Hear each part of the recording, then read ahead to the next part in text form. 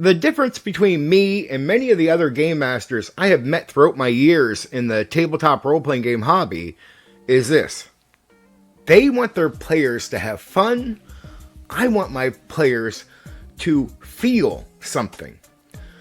I want to affect their emotions.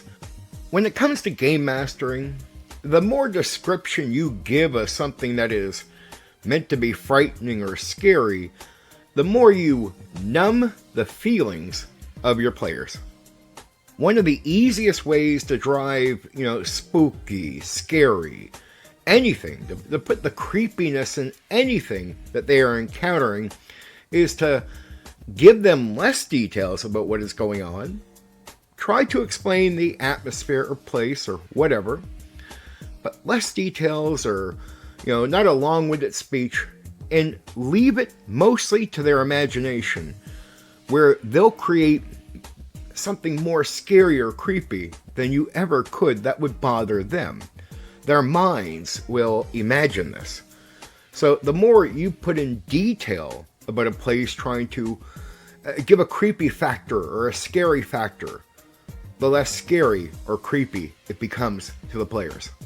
They're going to face the scary, boss, of the dungeon or wherever, and something creepy is meant to happen.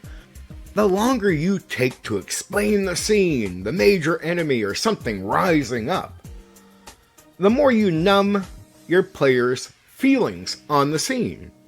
Now, maybe they're having fun, and if that's your aim, you'll hear them joke around and have fun at these moments. But they won't be too worried or feeling much of anything outside of making a joke and having a good time. And for many game masters, I get it, that's the goal. You're doing a good job given what you're looking for, but I'm different than you.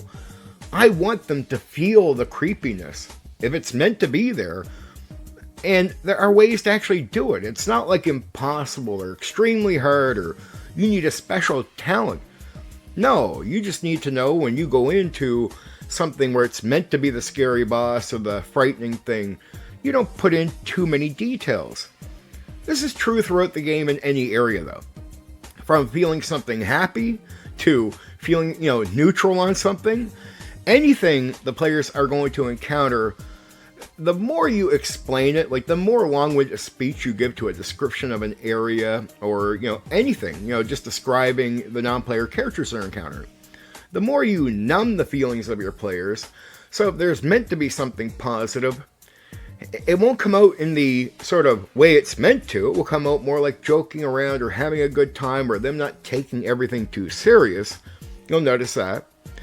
It's because you're numbing. You're numbing them and you're not leaving it on them. See, the more is left on them, the more they have to create something in their imagination, and through that they feel the thing. And that's the feeling you're really trying to push for. I want them to be happy. I want them to be afraid. I want them to be unsure of what's going on. I want them to feel unsure. And you'll know, anybody knows what I mean. Like you're confused. It's all over the place. You don't have a solid answer right away. Panic can set in, right? I want a bit of feeling all the way through my game. Every part of my gaming session, I want there to be, whatever the players are going to come up with through their imagination. I guide as a game master. I guide your imagination. I don't try to paint the picture for you. And if I'm giving long-winded speeches, that's what it turns into. Me trying to paint the entire picture for you, which I shouldn't do. Now, how do I know players are like this? Well, it's through years of game mastering, but it's also through years of talking to storytellers, movie makers, people that do TV shows, and finding out that, the more you leave out, it will blow your mind how much the viewer will fill the picture in with their imagination, through assumptions, everything.